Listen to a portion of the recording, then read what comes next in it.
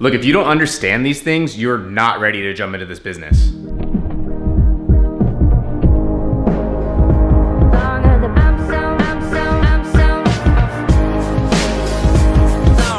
What's up, guys? Currently headed to Santa Monica, Bulletproof Cafe, meeting up with Paul, going over some ads and some funnels. Just lack of self-awareness, like dad's like a kid that you knew such shit.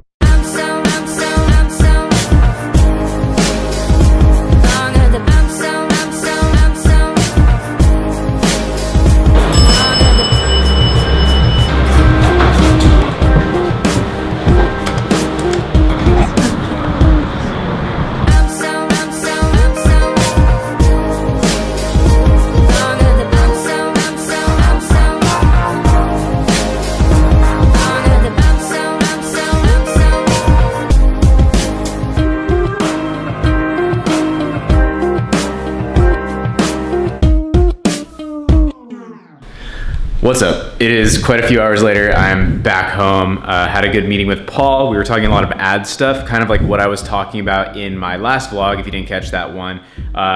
Just about some ads that I'm gonna start experimenting with and kind of just trying to plan all of that out. So made some good progress, had some good conversations. Always good to just get the ideas flowing. After that, just had some computer work, you know, just some emails and working on little things that I was just doing for a while. And you know, now I think it's probably time to get into the main topic of today's vlog, which is what are these major misconceptions? Like, I just see it more and more, just as much as ever, is there's a lot of misconceptions. And there's a lot of people that just have the wrong expectations for this business. They're not ready. So I really want to address some of those things, what this business really is, what it's not.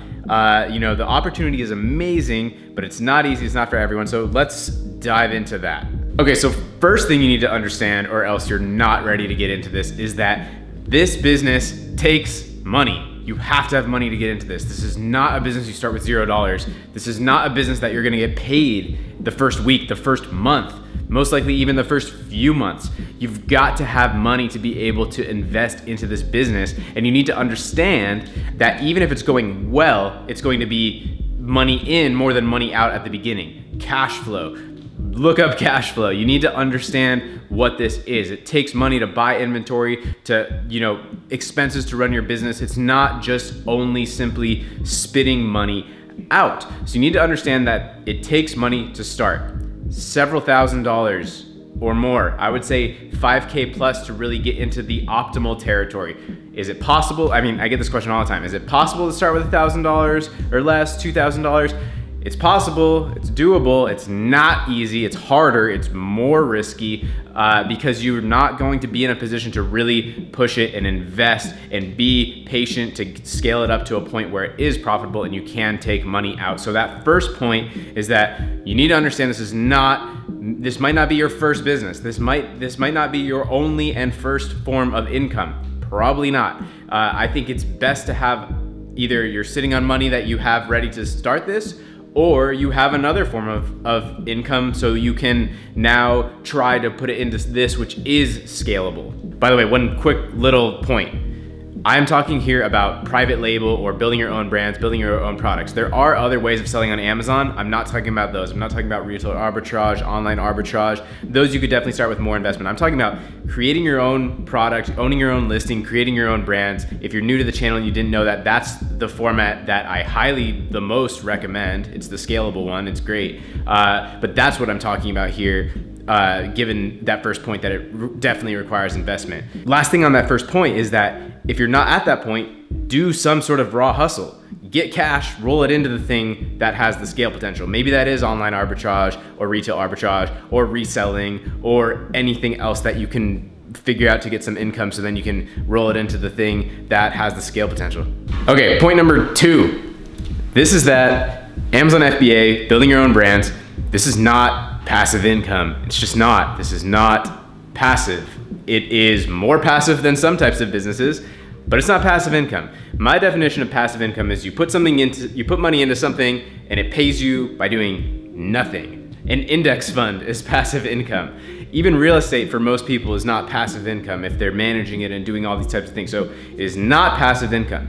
Now it is different than trading your money for time. It's more passive than some things, meaning you put in a lot of work up front, you get it rolling, then it's definitely less upkeep to keep the money flowing in once you get it up to a point. So it's a lot of work up front for no money, and then hopefully a lot of money that's coming in with less maintenance work over time. But a lot of people are like, oh, is Amazon FBA passive income? And the honest answer is just no, it's not. There are things you need to do. If you're just stagnant and raking in cash, maybe you did get this one product that's going well and it's just passively making income, that's great. But if you're not doing anything to grow, to expand, somebody's coming after you. I'm coming after you. So, you know, you've got to be aware of that you can't just like sit there and just collect money, even if you've gotten it to that point for a bit. And there are things to work on and maintain in this business. You know, you should be in there optimizing, making things better, diversifying, expanding onto other platforms,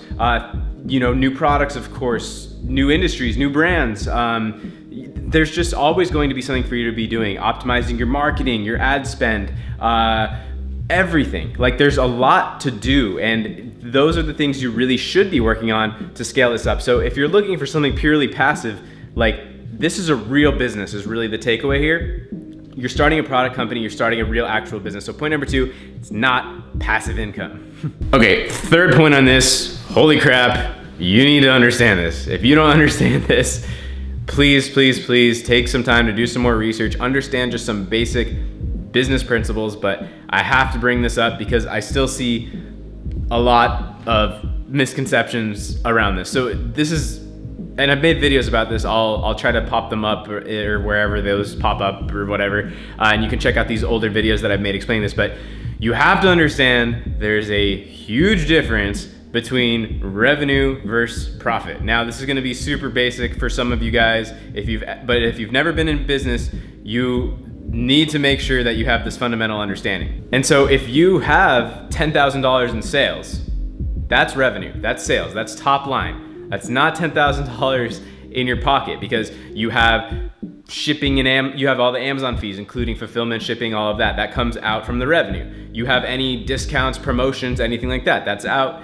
of your total revenue as well. You have obviously the cost of your product, the cost of your shipping, any marketing. You have all of those expenses. So revenue versus what's actually left at the bottom, your bottom line, your profit, is very different. Now, obviously margin is something that's in every type of business. Some businesses could have 100% margins. Some businesses have 1% margins. You could be selling, you could have a negative margin. You could be bringing in a bunch of revenue and losing money. So you have to understand that difference, and you have to have that basic understanding of revenue, expenses, profit. You've got to understand that. So just whatever you need to do to make sure that you understand that basic math of what is revenue, how to minus out your expenses, and what your actual end of day profit is. Now, quick little aside, this ties into point number 1, is that even if you're profitable, you still need to think about cash flow. You can be profitable and cash flow negative. So what that would mean is, like, say 10,000 revenue and say that's 3,000 profit, but now your business is going so well that you need to invest in even more inventory, and now you're spending more than you've brought in. And so that's just a taste. I can maybe go into this more another time, but that's a taste of it, is that not only is there obviously revenue to profit, but then there's also cash flow. And even if it's profitable, that doesn't necessarily mean cash in your pocket yet. That's why this is a longer term business that you need to have that trajectory for. Okay, point number 4 on this list of things you just have to understand before you dive into this and get into something that you don't understand what it is that one product is not the answer. If you hit that one magic golden product, if you're that one person that finds that 30, 40, 50K month product and you launch with $1,000 and somehow you have the inventory to do 50K in your first month off of $1,000, get the joke? If somehow that's you, you're still in a precarious position. Trust me, it's not a good position to have all of your eggs in that single basket, that single product. That is not the way to go about this business. It's not about having just that one single product and then going off into the sunset, because that is a risky position to be in. It's not diversified. Anything can happen to that one product. If you get into something early, it's just going to get, of course, more competitors, more saturated. That's just the name of the game. So you have to be taking that approach that you are going to be expanding. You're going to be building out a brand of related products such that you're serving similar products to the same audience, to the same market. That is where you're building actual equity, actual value, is you are serving a particular audience with products that help them with a problem, or they are in the same sort of interest, or however you're building out related things, but you've got to have that. It's one product is not safe. And one product is not even a business. It's like one product you got lucky for now, but that's a scary place to be. It's a very, very scary place to be. If you're in that position where your first product hits and it's successful, you need to be thinking, oh crap, I need to get other products. I need to, build out this brand, maybe start a second brand, roll this into the other things, because products have lifespans in some cases. They can. Now, some will sell forever, some will sell for years, some will, do well for a little bit and then not. Like, you can't have that certainty that you know exactly what's gonna happen with that one product. It's not a good place to be. So if you're thinking you can just build this business by just, doing that one product launch and just signing up for the one software and just clicking the one button and then launching the product and then boom, it's passive income, point number 3, that's just not what it is. You need to be taking this long-term approach. All of these points tie together, as you can see. It's this overarching philosophy of what this business is, which is that you're starting something real. You're starting a product brand. You're starting something that needs to take at least a couple-year trajectory to it. It's not overnight. It takes money. It's not a hack. That's just the real picture. Now, as I'm saying this, I know a lot of people are getting discouraged and taking this the wrong way. This is an incredibly great opportunity. I think it's one of the best businesses to start right now. I mean, the ability to take a few $1,000s and turn it into a scalable physical product brand that could be worth a lot of zeros, that's huge. And the ability to just get in direct contact with manufacturers and make something under your own brand and, launch it on this amazing platform that is Amazon, that has millions and millions and millions of eyeballs on it, that is major, major, major leverage. So please don't let this scare you or intimidate you. It's that if you're not looking at this like a real business, which it is, then you might not be cut out for it or ready just yet. If you've gotten blinded by this wild opportunity that you just need to go and right now, then you're probably not evaluating it the right way yet. You need to zoom out, take a breath. You're starting a real business, you're starting a real brand, you're starting a product line. Amazon has a lot of traffic, it's great and all that, but you're starting a product business. That's really what you're doing. I think that mindset is just the core of everything that I'm really saying here. By the way, I'm trying this new thing on my Instagram where I'm calling it Question of the Day. You DM me a question, say question of the day, QOTD, so I know it's for that. That way I don't just respond to you, but I save it. I'm taking screenshots of one question per day, putting it onto my story, and then answering it on my story, like face to camera, explaining it. So I think it'll be cool. It's just an experiment for now. By the time you're seeing this, hopefully the experiment is going really well. I did it yesterday and everyone really liked it. About to do this one right now. Which product research method do you think is best for starting private label? So that's the type of stuff that's gonna be going down on my Instagram story at Matt Loberstein. Go check it out. I think it should be cool. DM me questions, QOTD, and then I'll be choosing those for those answers. All right, guys, that's gonna wrap up this one. I really hope that was anything but discouraging. It's not meant to be scary, but if it scares you away from something that was a belief that is not true, then that actually may have saved people from some risk, or maybe it just woke you up and made you even more hungry and even more ambitious and made you realize what it really takes to get into this business.